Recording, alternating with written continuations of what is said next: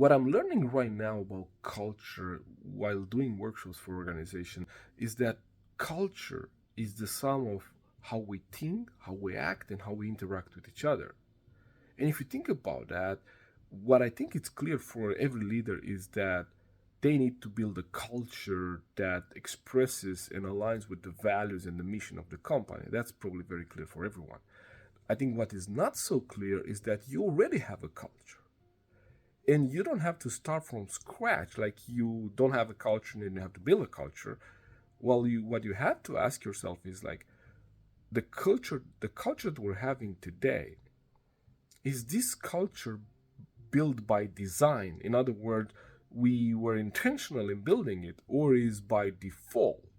Is what people that we hired and promoted and brought into the organization brought in, like, with their baggage and experiences and culture from other organization and previous employers, and culture that they come in the background and upbringing and all that creates their kind of the way they think, the way they act, and the way they interact with each other.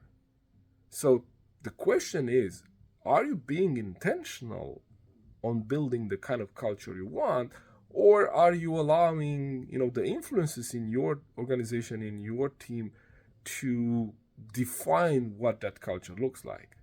I think it's a really important question for leaders to ask and to reflect on it a little bit. I'll invite you to spend some time in thinking about that.